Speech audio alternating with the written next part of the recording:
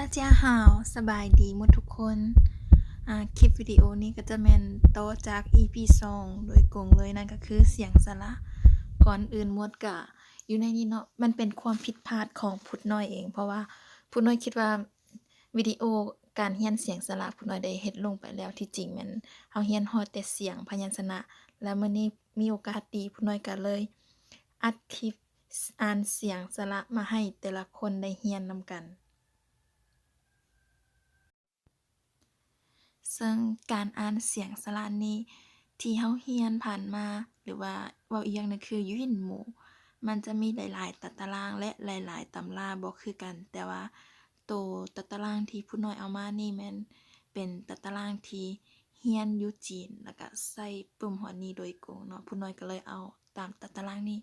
บางตารางอาจจะแบ่งออกเป็น28ตัว38ตัวหรือว่า36ตัวเนาะ เอาเป็นว่าเพื่อบ่เป็นการเสียเวลาเฮาไปอ่านนำกันเลยเนาะเริ่มจาก4ตัวก่อนเลยเนาะ A O E R I A Ao Âu An Ân Ang Ưng Ong Y Ya Ye Yao Yiu Yen Yin Yang Ying Yong U Wa Wo Wai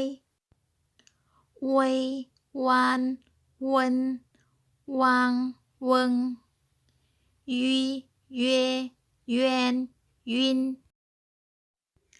เป็นแนวใดทุกคนหลังจากที่ฟังเสียงที่พุทธน้อยสอนไปแล้วบัดนี้เฮามาทวนคืนพร้อมกันอีกเทื่อหนึ่งเนาะบัดนี้เฮาเริ่มแต่อาฮอดยูอินเลยเนาะ1 2 3开始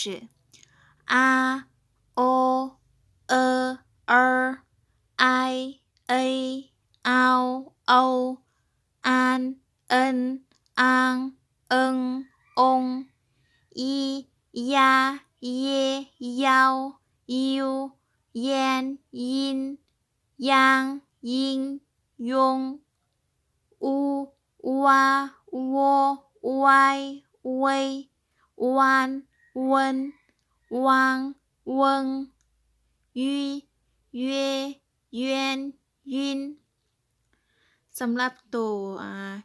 UI หรือว่า UAN ตัวนี้เราสามารถออกเป็นอูเวยออกเป็นอูกับเอยควบกันหรือว่าอาจจะอ่านเป็นเวยส่วนอูวานจะนี่จะออกเป็นอูกับอ่านเสียงควบนำกันเนาะหรือว่าเราจะอ่านออกเป็นวานแบบนี้ก็ได้เช่นกัน หลังจากที่เราเรียนมาแล้วทุกคนคิดว่าเป็นแนวใดสิ่งสำคัญอย่าลืมไปฝึกซ้อมอ่านหลายๆเพื่อเราจะได้จืดจำถ้าเราได้พินยินเราก็จะได้การอ่านภาษาจีนการอ่านของเราจะเรียนรู้ได้ไวขึ้นเอาเป็นว่าคลิปตัวนี้ก็จบเพียงส่ำนี้เนาะถ้าไผมักคลิปของพุทธน้อยอย่าลืมกดไลค์กด Subscribe หรือว่ากดติดตามให้เด้อขอขอบใจบ๊ายบายใจเจียน